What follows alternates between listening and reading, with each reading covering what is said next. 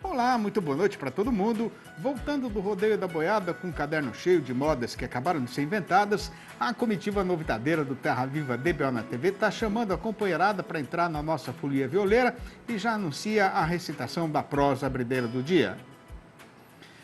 Mais ainda do que normalmente, nestas semanas derradeiras, na cadeia produtiva da carne bovina brasileira em geral e no comércio boiadeiro em especial, todo mundo está trabalhando com os olhos pregados na China, pelejando para entender o seu comportamento atual e tentando adivinhar quais vão ser os seus próximos passos no mercado.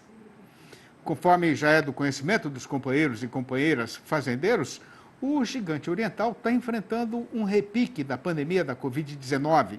E para enfrentar a volta do vírus, o governo mandou fechar algumas das principais regiões, ou das regiões mais importantes para a economia deles, como o Porto de Xangai, entre outras.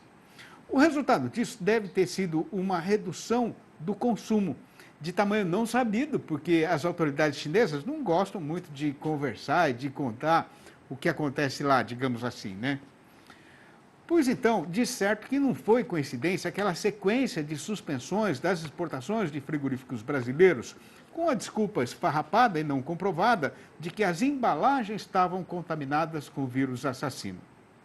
No começo eram castigos semanais, que nem estavam fazendo muita diferença nos nossos embarques totais. Até que, no mês passado, o Serviço Sanitário Chinês mandou fechar a porteira do seu mercado para um dos principais estabelecimentos exportadores do Brasil, de Mozarlândia, no Goiás, e não reabriu mais. O resultado disso está sendo uma grande consumição, especialmente para o fazendeiro lá daquela região, que tinha engordado gado pensando em fornecer para exportação e agora está tendo de vender aqui no nosso mercado caseiro, justamente nesta hora em que o carretão está largado na descida do estradão. A novidade é que, conforme as notícias mais recentes, chegadas lá do outro lado do mundo, a situação já está mais amansada e as atividades normais da população estão sendo retomadas. E se a lógica for respeitada, o certo é apostar que o consumo vai voltar a aumentar também, Pois tomara mesmo. E só não dá para comemorar antes, porque da China a gente nunca sabe exatamente o que esperar. Mas repare bem a companheira fazendeira que, apesar desta trama encrenqueira atual, o gigante oriental continua sendo o nosso principal freguês no mercado mundial. De acordo com a SECEX, a Secretaria de Comércio Exterior do Ministério da Economia, nos 4 primeiros meses do ano presente, eles compraram da gente 341.390 toneladas de carne bovina, ou 37,1% a mais do que no período correspondente de 2021. Sendo o mato traiçoeiro, para entrar nele carece de ter um bom cachorro perdigueiro, do mesmo jeito que para negociar no mercado, o companheiro pecuarista precisa se guiar no eito por um especialista neste riscado. E para ajudar a fazer esta função, a gente apresenta agora, em parceria com a Scott Consultoria, a conversa com o analista. Olá a todos, eu sou o Rafael Poiani, zootecnista e analista de mercado da Scott Consultoria e hoje vim falar sobre o que aconteceu no mercado de reposição nessa última semana. Essa frente fria que chegou no Brasil, iniciando ali pela região sul do Brasil, chegando até o centro-oeste, ligou o sinal de alerta dos pecuaristas e recriadores das regiões. Isto por conta do risco de geadas iguais às que ocorreram em 2021, que fariam com que as pastagens perdessem mais vigor, já que elas já estão ali no período final de safra e início da seca nessas regiões. Com isso, houve um recuo de 0,7% considerando todas as categorias dos animais de reposição, machos e fêmeas, e os estados pesquisados pela Scott Consultoria no comparativo semanal. Essa queda foi puxada principalmente pelos machos, um recuo de 0,8%, considerando todas as categorias, frente ao recuo de 0,6% das fêmeas nesse mesmo comparativo. Vale o destaque para o bezerro de desmama, no Rio de Janeiro, que recuou 6,1% no comparativo semanal. E hoje ele está cotado a R$ 2.300. A expectativa por curto prazo é que o mercado de reposição siga o mercado do boi gordo, com o mercado pressionado, com uma boa oferta de animais, principalmente de bezerros que estão sendo desmamados em vários estados brasileiros. Por hoje é só, muito obrigado. Do outro lado do Ribeirão já é o sertão do Laranjinha e a gente vai estar na metade da jornada. De modo então que o melhor é aproveitar esta parada ribeirinha para deixar a boiada descansar. Mas já fica o amigo avisado de que não vai demorar nada para a função recomeçar. Aguarde. O Código Florestal Brasileiro, que representou o começo de uma grande revolução na legislação ambiental do país, está fazendo aniversário de 10 anos nesta quarta-feira, dia 25 de maio. E tanto o produtor rural quanto a população em geral têm muitos motivos para fazer comemoração a respeito dos seus resultados. Mas assim mesmo ainda está faltando um bom pedaço de chão para que o texto legal aprovado em sessão histórica do Congresso Nacional seja plenamente aplicado e respeitado integralmente em toda a sua profundidade. E para fazer um balanço do que já foi feito neste eito, a gente convidou para a nossa entrevista do dia o advogado Rodrigo Moraes Jorge, doutor em Direito Ambiental e professor desta matéria na PUC, a Pontifícia Universidade Católica, que vai participar do programa falando ao vivo pelo computador, aqui mesmo da capital paulista. Muito boa noite, doutor Rodrigo. Uma grande satisfação ter a sua presença novamente aqui no nosso arranchamento virtual. Seja muito bem-vindo, como sempre. Boa noite, Cisne. É uma alegria estar aqui com vocês novamente. Um prazer falar contigo, com todos aqueles que nos acompanham nesse momento. De um tema tão importante, uma data comemorativa que merece ser discutida. Pois é, né, Rodrigo? 10 anos depois daquela grande histórica discussão que a gente acompanhou, movimentou o país inteiro, né? Quais foram as forças que se combinaram e tornaram possível a aprovação e a entrada em prática, né, em vigor, do Código Florestal Brasileiro do jeito que ele está hoje? Sidney, eu acho que na história do Brasil, na história recente do Brasil, nenhum projeto de lei foi tão discutido, tão debatido como o nosso atual Código Florestal, né? Foram 12 anos de tramitação no Congresso, foram mais de 200 audiências públicas por todo o Brasil, foram convidadas pessoas da academia, cientistas, juristas, ambientalistas, produtores, enfim, todos os segmentos, todas as forças debatendo e chegaram a esse texto que ainda no governo Dilma foi publicado e entrou em vigor lá em 2012. E a prova de tudo isso é que dos 513 deputados, 410 votaram a favor, dos 81 senadores, 67 votaram a favor, só 7 votaram contra. Então, quer dizer, demonstra que foi aí um texto muito discutido, muito debatido. É claro, existem coisas que as pessoas entendem que melhorou, outras nem tanto, uns concordam com uma parte, mas isso faz parte do jogo democrático. Né? Você pode gostar ou não da nossa legislatura, mas, enfim, lá estão os representantes do povo e, naquele momento, foi o texto que foi eleito e foi aprovado pelos representantes do povo. Né? Mas, realmente, o importante disso foi um texto muito discutido e é assim que se faz democracia. Enfim, é assim que funciona. É desse jeito mesmo, né, Rodrigo? Agora, qual é o balanço que a gente deve fazer desses 10 anos do Código Florestal Brasileiro? Assim, eu entendo que o balanço é positivo, né? Ele é uma legislação muito rígida, uma das mais rígidas do planeta Terra.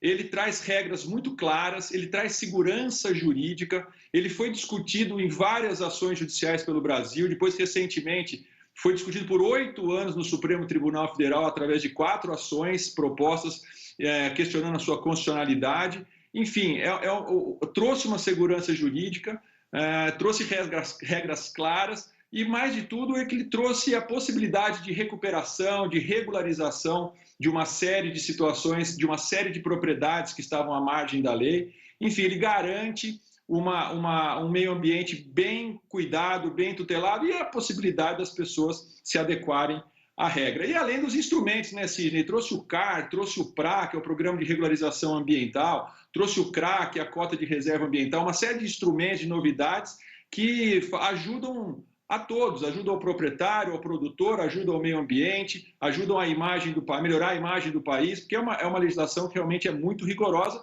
e a gente não vê uma legislação como essa em outros países do mundo. Cada ponto desses que você falou aí merecia uma entrevista à parte, né, Rodrigo? Agora, especificamente, sim, falando em segurança jurídica, né, para o fazendeiro brasileiro, por que é que o produtor rural tem motivo para comemorar o aniversário do Código Florestal? Olha, Sidney, há motivos para comemorar, como nós dissemos agora há pouco. Eu acredito que a primeira situação importante é a segurança jurídica. Porque nós temos no Brasil, estima-se, mais de 70 mil normas ambientais. Então, muitas propriedades, antes dessas regras mais claras do Código Florestal, às vezes se mantinham, por um motivo ou outro, fora da regra, fora respeitar a regra, e o Código traz a forma de se regularizar a propriedade. Então, só a possibilidade de regularização da propriedade já é um motivo de comemoração. Adicionalmente a isso, em função dessa possibilidade de recuperação das áreas e regularização das propriedades, também foram suspensas as multas, né, a cobrança das multas por essas infrações ambientais anteriores a 22 de julho de 2008, caso o proprietário, o produtor se comprometa e venha a aderir a um desses programas de recuperação. Então, esses, assim, como você disse, nós podemos discutir muito aqui, falar muito sobre isso, mas acho que esses são os principais pontos que eu acho que é sim um motivo de comemoração. O que mudou no dia a dia na vida da amiga fazendeira e do companheiro boiadeiro com o CAR, o Cadastro Ambiental Rural, Rodrigo? Olha, o CAR, ele é como se fosse um RG da propriedade, é como se fosse uma radiografia da propriedade. Ele visa facilitar o mapeamento de toda a área, ele visa localizar a reserva legal, visa localizar as áreas de preservação, mas mais que isso, ele visa possibilitar o proprietário que necessita regularizar, principalmente o proprietário que necessita regularizar as suas áreas, a aderir a esses programas de recuperação. E com isso também facilita a obtenção de crédito, a obtenção de seguros agrícolas, buscar dinheiro no mercado de capitais. Enfim, ele traz esse tipo de possibilidade para o proprietário, para o produtor. Realmente são questões bastante importantes, aliada à questão da recuperação do meio ambiente, e a questão também econômica, financiamento, seguro, tudo isso desde que você tenha, então, a adesão ao CAR e depois aos programas de recuperação. O que falta, se é que falta alguma coisa ainda para fazer, para que o CAR funcione perfeitamente para todo mundo no país inteiro, Rodrigo? Sidney, o CAR é um instrumento muito bom, foi algo pensado, que eu acredito, de forma bastante positiva. O problema é a demora da análise desses cadastros. Estima-se hoje, Sidney, que nós temos mais de 510 milhões de hectares já cadastrados, mas grande parte disso ainda não teve o seu cadastro analisado. Então, o grande problema hoje é a resposta do poder público na análise desse cadastro feito pelo amigo produtor, pelo amigo proprietário. Agora, a tecnologia promete ajudar bastante, né? Agora, essa nova forma de análise sistematizada ou dinamizada tem prometido aí a conseguir atingir números de cerca de 60, 66 mil análises por dia. Mas ainda temos muito a caminhar, assim, muita terra, muito cadastro, muito trabalho para ser feito. Agora, Rodrigo, como é que o Código Florestal pode ajudar o companheiro fazendeiro a ganhar dinheiro respeitando e conservando o meio ambiente? Bom, o Código traz uma série de instrumentos que permitem o proprietário ter um benefício pela recuperação, ter um benefício econômico pela preservação. Nós temos as cotas de reserva legal previstas no Código, que é um título, né, passível de ser negociado. Nós temos os títulos verdes passíveis de serem negociados. Enfim, a preservação é um bom negócio também. Agora, o produtor também, o proprietário, ele tem que sentir esse benefício, ele tem que entender que ele preservando, recuperando e aderindo a esses programas, ele vai ter um benefício, ele vai ter um ganho econômico utilizando a sua propriedade, mas dessa forma de preservar, de manter o meio ambiente ecologicamente equilibrado. Há possibilidades, o que falta, assim, às vezes é um pouco mais de conhecimento, um pouco mais de debate, né, porque as coisas mudam, os instrumentos mudam, a legislação muda, mas enfim, existem grandes possibilidades de ganhos econômicos em mantendo a propriedade da forma que a lei estabelece. Agora, também, recentemente, tem se falado muito de crédito de carbono, mas esse é um assunto, acho que para um outro debate, Sidney. Com certeza, né? Tem muita coisa para a gente conversar ainda em relação ao Código Florestal, em relação ao mercado de crédito de carbono. E eu vou chamar você novamente aí para a gente ir prosseando sobre essas coisas, viu, Rodrigo? Queria te agradecer muito pela presença virtual aqui no nosso programa. Sempre uma honra para a gente. Mandar um abraço para você, para toda a família e até a próxima. Muito obrigado, prazer estar aqui com vocês. Estou sempre à disposição para debater esse assunto que eu gosto demais. Um abraço grande a todos. Abraço, prazer. Obrigado. Tendo saído na estrada, ainda no frio da madrugada, a boiada já está começando a ficar cansada. E aproveitando a nossa chegada nessa beira de rio, a gente vai fazer agora uma parada ligeira.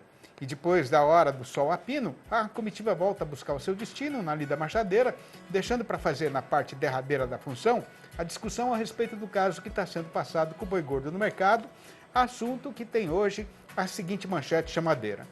Depois de enfrentar o frio, a ameaça de geada, a estiagem e a falta de pastagem na invernada, o fazendeiro desistiu de segurar a boiada e o valor da arroba desabou no Brasil inteiro.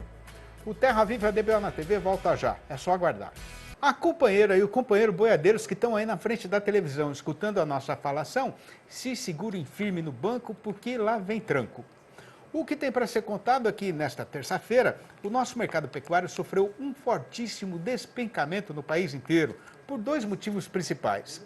O primeiro foi o avançamento do calendário, com o mês de maio tendo chegado já nos seus dias derradeiros. E o segundo foi o resultado do assustamento de muitos fazendeiros que venderam a boiada na semana passada por medo da possibilidade de acontecer uma grande geada. Aí o dono do frigorífico, que já estava numa situação de tranquilidade, aproveitou a oportunidade para mandar o comprador de gado correr o trecho descendo o porrete no preço, sem dó nem piedade. Tanto que no balanço do dia da Scott Consultoria foram apuradas mudanças nas cotações em nada menos que 29 das 32 regiões pesquisadas em todo o Brasil. E todas foram para baixo.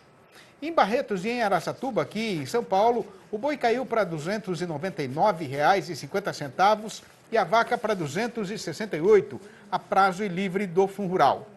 Em Belo Horizonte, a capital das Minas Gerais, o macho voltou para R$ 273 e a fêmea para R$ 256. Na região norte, o boi desceu também para R$ 273 e a vaca para R$ 264. No sul do estado, o macho foi rebaixado para R$ 278. No Triângulo Mineiro, o boi escorregou para R$ 279 e a vaca para R$ 251. No oeste do Maranhão, o macho retrocedeu para R$ 275 e a fêmea para R$ 260 redondos. No oeste da Bahia, o boi já foi para R$ 280,50. No sul baiano, o macho piorou para R$ 279. Em Campo Grande, a capital de Mato Grosso do Sul, os preços novos são R$ 282,50 para o boi e R$ 268 para a vaca. Em Três Lagoas, o macho desandou para R$ 285,50. Em Dourados, o boi foi cortado para R$ 287,50 e a vaca para R$ 268. Em Cuiabá, capital de Mato Grosso, o macho escorregou para R$ 280,50 e a fêmea para R$ 270 redondos. Na região norte, o boi não vale mais do que R$ 276 e a vaca de R$ 262. No sudeste do estado, o macho sai agora por R$ 276 e a fêmea por R$ 263. No sudoeste mato-grossense, a vaca se largou para R$ 261. No sudeste da Rondônia, o macho custa só R$ 261. No Espírito Santo, a fêmea sai a R$ 268. Em Goiânia, capital do Goiás, o boi recuou para R$ 276 e a vaca para R$ 261. R$ 261 também é o valor da fêmea no sul goiano. No norte do Tocantins, o fazendeiro está entregando boi a R$ 278 e vaca a R$ 264. No sul do estado, o macho barateou para R$ 273 e a fêmea para R$ 260. No Rio de Janeiro, o boi afundou para R$ 282,50.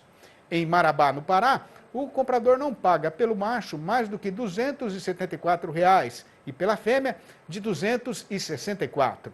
Em Redenção, a cotação do boi é R$ 273 e a da vaca R$ 263. Nas Alagoas, o boi caiu sozinho para R$ 295,50. No noroeste do Paraná, a derriçada foi geral, com o macho indo para R$ 297,50 e a fêmea para R$ 273. No oeste de Santa Catarina, o boi emagreceu para R$ 310,50 e a vaca para R$ 280,50. E em Pelotas, no Rio Grande do Sul, a maior oferta pelo macho é de R$ 11,00 o quilo vivo, o que daria R$ 330 se o pagamento fosse por arrobas. A invernada está tão seca e esturricada que lagarto verde não se arrisca a fazer a travessia de dia para não virar refeição de gavião.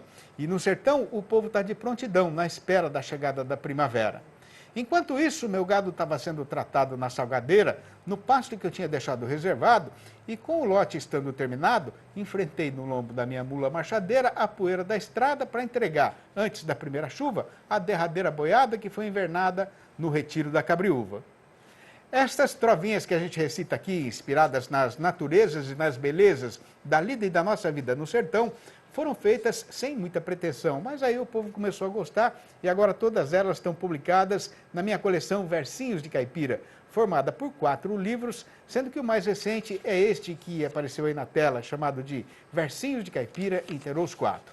Se o amigo ainda não leu e quer saber como fazer para comprar um ou todos os exemplares da série, pode ligar para mim no meu telefone particular, que é o 11 98224 1807. 11 98224 1807. Ou mandar um e-mail para sidneymaschio@uol.com.br ou ainda achar meu nome lá no Facebook. Recitado o verso, faladas as notícias e vencida a lida, a comitiva viajadeira do Terra Viva DBO na TV vai fazendo a despedida e dando seguimento na vida boiadeira, prometendo voltar amanhã às 6h30 da manhã e às 7h25 da noite. Um abraço para todo mundo e até lá então.